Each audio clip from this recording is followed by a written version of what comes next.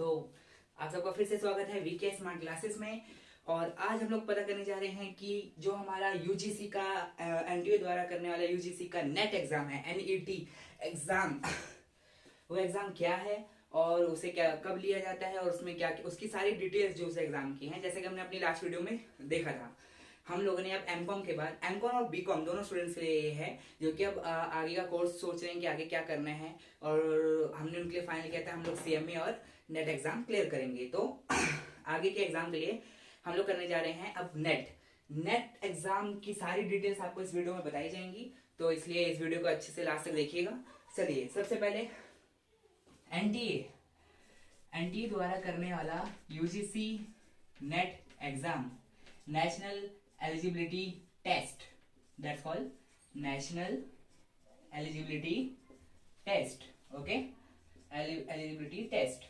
Okay, सबसे पहले मैं आपको ये बता दूं कि ये एग्जाम किस पर्पस के लिए करवाया जाता है और इसका आगे हम लोग क्या क्या हमको वो जॉब अपॉर्चुनिटीज क्या हैं और क्या अपॉर्चुनिटीज एक स्टूडेंट्स को इस एग्जाम को पास करने से मिलती हैं। देखिए, नेट एग्जाम वो एग्जाम है जिसमें आपको एग्जाम पास कर लेने पे आपको एक सर्टिफिकेट मिल जाता है नेट एग्जाम का, कि आप उस सर्टिफिकेट के द्वारा किसी भी कॉलेज में या स्कूल में एज अ टीचर और प्रोफेसर आप जॉब अप्लाई कर सकते हैं।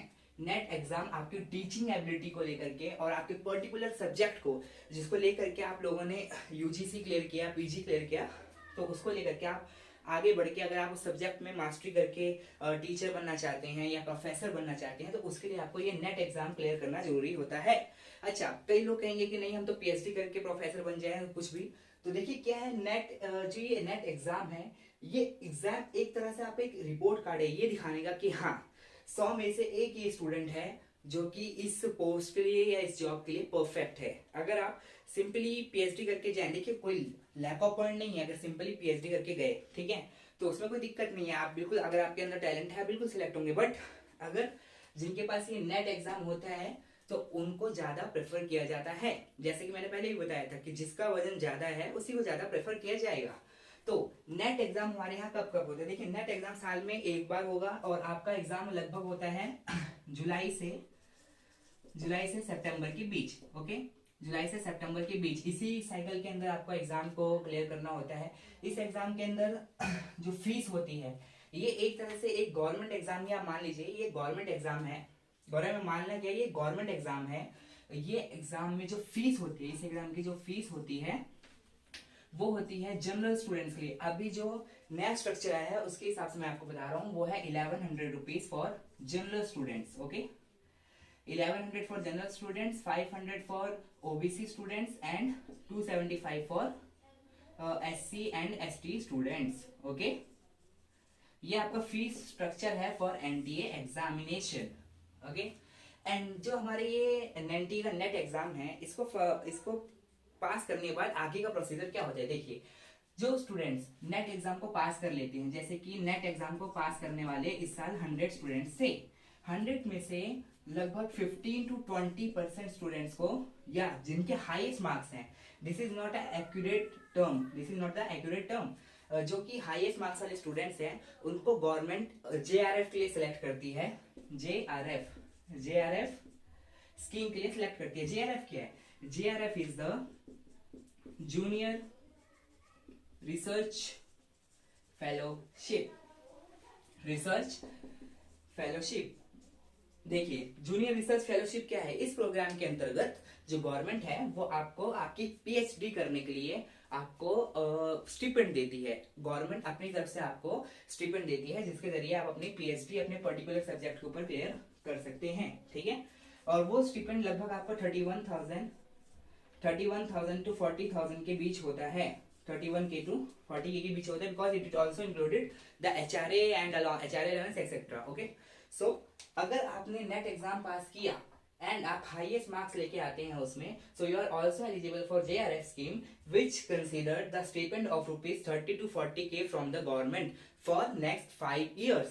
नेक्स्ट 5 years कैसे? देखिए, बहुत अच्छे से समझना है इस स्कीम को। बहुत सारे स्टूडेंट्स का बहुत सारे क्वेश्चंस होते हैं जो रह जाते हैं, मैंने कोशिश की है उनको कवर करने की। क्या है, आपने नेट एग्जाम क्लियर किया, ठीक है, मान लीजिए एक स्टूडेंट ने बीकॉम की स्टार्टिंग में तैयारी चालू कर दी नेट की, and he also cleared net exam and also selected for JRF।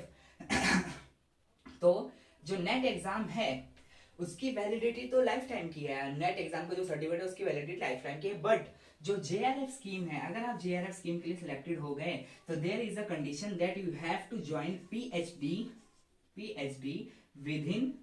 With in 3 years। अगर आप 3 साल के अंदर JRF स्कीम के लिए सिलेक्टेड हो गए हैं, 3 साल के अंदर अगर आप PhD नहीं करते हैं तो इसलिए आप उसके बाद आपका JRF स्कीम को रद्द कर दिया जाएगा, फिर आप उसके एलिजिबल नहीं होंगे।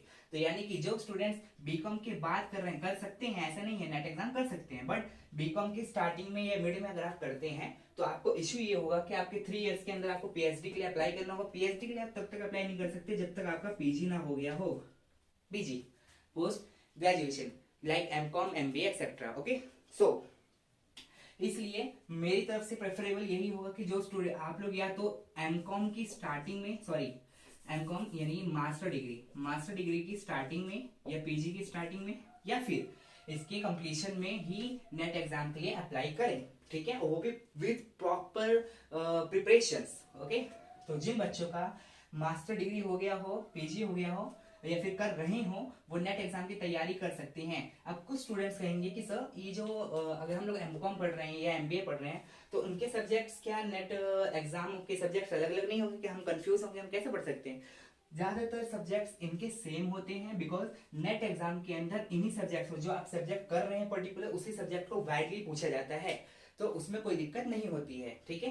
तो आपको इसका टाइम समझ में आ गया होगा। और मैंने 5 years क्यों बोला था अभी रिसेंटली, क्या है, अगर विद इन 3 years आपने PhD में एडमिशन ले लिया, ओके, सो उसके बाद आपको 5 years का टाइम मिलता है to clear the PhD clear करने के लिए आपको 5 साल मिलता है। हालांकि स्टूडेंट्स 2-3 साल में ही कर लेते हैं, लेकिन उनको 5 years का टाइम मिलता है। 5 years का आपको गवर्नमेंट स्टिपेंड देगी, आपको 5 साल के अंदर PhD को क्लियर करना होगा, ठीक है। चलिए अब हम लोग बात करते हैं, ये एग्जाम के बारे में आपको समझ में आ गया है। जो स्टूडेंट्स नेट एग्जाम क्लियर करेंगे हाईएस्ट मार्क्स से, उनको JRF के लिए एलिजिबल कर दिया जाएगा। JRF में उनको इतना स्टिपेंड मिलता है और उसके साथ वो लोग आगे PhD पे काम कर सकते हैं। ये था हमारा पूरा JRF का नेट एग्जाम का रिलेटेड। आइए अब हम लोग इसके सब्जेक्ट्स के बारे में बात, पहले हम लोग इसके एग्जामिनेशन पैटर्न के बारे में। देखिए अभी हमने क्या किया, अभी हमने इसकी फीस स्ट्रक्चर के बारे में बात की, ठीक है। उसके बाद एलिजिबिलिटी के बारे में बात की।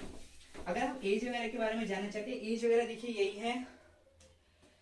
एक बार एज रिलैक्सेशन के बारे में बता दूं, एज जो है आपका नेट एग्जाम के लिए वो है नो लिमिट, किसी भी उम्र का इंसान नेट एग्जाम दे सकता है। बट फॉर JRF सिलेक्शन सिर्फ उन्हीं स्टूडेंट्स का होता है जिनकी एज 30 तक हो, 30 एज हो, उन्हीं स्टूडेंट्स को JRF के लिए सिलेक्ट किया जाता है। 30 से अबव स्टूडेंट्स को JRF के लिए सिलेक्ट नहीं किया जाता है, ठीक है।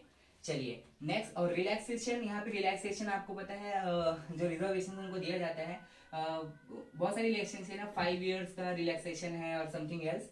वो आप रिलैक्सेशन के लिए इसकी प्रॉपर जो साइट है UGC की, उस पर जा करके इसका जो वाउचर है उसे पढ़ सकते हैं, ठीक है। तो ये हो गया इसका एलिजिबिलिटी का। और एलिजिबिलिटी मैंने आपको बताया PG और UG दोनों क्लियर करे स्टूडेंट्स इसको एग्जाम को दे सकते हैं। बट आप फायदे में तभी रहेंगे जब आपने PG क्लियर कर लिया हो या फिर PG कर रही हो, ठीक है। चलिए नेक्स्ट, अब हमारा ये एग्जाम होता कैसे है। देखिए एग्जाम क्या है, ये इसमें 2 एग्जाम्स होते हैं, ठीक है। इसमें 2 एग्जाम्स होते हैं, पेपर 1 और पेपर 2, ठीक है। Paper 1 is related to teaching ability. Paper 1 teaching ability से रिलेटेड होता है। इसमें टीचिंग से रिलेटेड, टीचर से रिलेटेड, स्टूडेंट से रिलेटेड, मतलब एक क्लासरूम, एक स्कूल, एक टीचर क्या करता है, एक स्टूडेंट क्या करता है, कैसे लर्निंग होती है, कैसे पढ़ाई होती है, लिखाई होती है, सब कुछ इसके बारे में आपसे सारी चीजें इसमें पूछी जाती हैं। इसमें टीचिंग एबिलिटी से रिलेटेड क्वेश्चंस होते हैं, डाटा इसमें जो और रीजनिंग्स होती हैं, जनरल नॉलेज होती है, उससे रिलेटेड आपसे इसमें क्वेश्चंस पूछे जाते हैं। इसमें टोटल 50 क्वेश्चंस पूछे जाते हैं, ठीक है। Next paper 2 is based on your subject. For example मैंने MCOM किया है, ठीक है, तो मैं कॉमर्स फील्ड से हूं, तो मैं पेपर 2 में हमारे पास ऑप्शन होता है, मैं कॉमर्स सब्जेक्ट को चूज करूंगा, ओके। कॉमर्स सब्जेक्ट को चूज करूंगा, और इसलिए जो पेपर 1 होगा वो तो टीचिंग एबिलिटी होगा जो कि सबके लिए है, but paper 2 is based on the selection of the subject. Okay, so मेरा सिलेक्शन कॉमर्स था, इसलिए मेरा पेपर 2 जो होगा वो कॉमर्स सब्जेक्ट से रिलेटेड होगा, जिसके लिए पूरा आपको हर सब्जेक्ट का अलग अलग आपको वो दिया गया है, सिलेबस दिया गया है कि ये सिलेबस कवर होता है। आप यूजीसी की साइट में जाकर के प्रॉपर इसकी हर चीज डिटेल्स दे सकते हैं। ठीक है, चलिए कॉमर्स एग्जाम और इस जो ये पेपर 2 होता है, चाहे वो कोई भी सब्जेक्ट ले आप, उसमें total 150 questions, sorry 100 questions cover किए जाते हैं। ठीक है, टोटल 150 क्वेश्चंस का ये एग्जाम होता है। ये पूरा एग्जाम एक ही बार में लिया जाता है, एक ही बार में। मैं फिर बता दूं, बहुत स्टूडेंट कंफ्यूजन होंगे कि क्या अलग अलग होगा, कोई टाइमिंग होगा, नहीं, ये दोनों पेपर के एग्जाम एक ही बार में होती है, कोई ब्रेक नहीं होता है। ये टोटल एग्जाम का टाइमिंग होता है 3 आवर्स का। ठीक है, देखिए कई लोग सोचते हैं कि 3 आवर्स का टाइम तो बहुत ज्यादा होता है, because this is MCQ based questions, this is MCQ based questions, तो 3 आवर्स तो बहुत ज्यादा टाइम हो गया 150 क्वेश्चंस के लिए। लेकिन मैं बता दूं 3 घंटे आपको पता भी नहीं लगेगा कि कब निकल गए अगर जब आप ये क्वेश्चन करने बैठेंगे, because if you have want to clear the net exam you have to prepare well. आपको एग्जाम अच्छे से देना होगा, 3 घंटे कब निकल जाएंगे पता भी नहीं लगेगा। तो 150 क्वेश्चंस का ये एग्जाम होता है। हर question, each question is carry 2 marks. Okay, हर क्वेश्चन 2 मार्क्स कैरी करता है। टोटल 300 मार्क्स का ये पेपर होता है, एग्जाम होता है, and there is no negative marking, no negative marking. Okay, तो यहाँ इस एग्जाम के अंदर कोई नेगेटिव मार्किंग नहीं होती। तो ये पैटर्न होता है हमारे एग्जाम का, नेट एग्जाम का, यूजीसी नेट एग्जाम का। ठीक है, चलिए अब हम लोग सब्जेक्ट्स की बात करते हैं। आपके स्क्रीन में पेपर 1 के सब्जेक्ट्स आ गए होंगे। पेपर 1 का सब्जेक्ट है आपका, सबसे पहले आपका टीचिंग एप्टीट्यूड। टीचिंग एप्टीट्यूड जिसमें टीचर से रिलेटेड चीजें पूछी जाएंगी। रिसर्च एप्टीट्यूड, रिसर्च से related comprehension, communication, mathematical reasoning and aptitude, logical reasoning, data interpretation, information and communication technology, people development and environment और हायर एजुकेशन सिस्टम।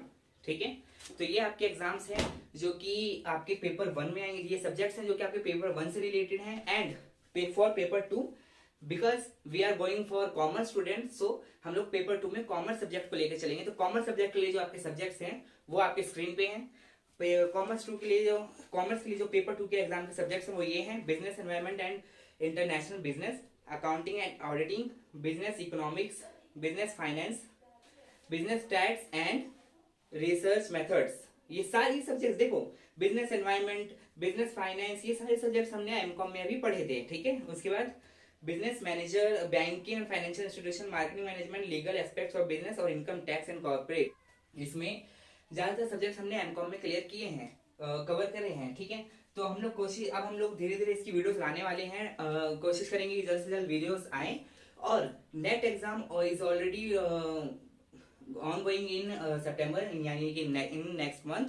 सो हम लोग next month के एग्जाम की तैयारी नहीं कर रहे हैं, हम लोग तैयारी करेंगे हमारे नेक्स्ट ईयर आने वाले एग्जाम की। तो इसलिए आप लोग अभी से ही कोई भी डिले मत करो, वीडियोस को टाइम पे देखो और प्रिपेयर करो अभी से, क्योंकि हमारे पास सिर्फ 6 मंथ्स और 7 मंथ्स ही हैं एग्जाम के लिए। ठीक है, सो बी प्रिपेयर, और वीडियोस आपके पास आएंगे टाइम टू टाइम हर सब्जेक्ट के। हम लोग नेट एग्जाम को इस बार क्लियर करके दिखाएंगे सबके सब। ठीक है, ओके, तब तक के लिए स्टे ट्यून्ड। जय हिंद।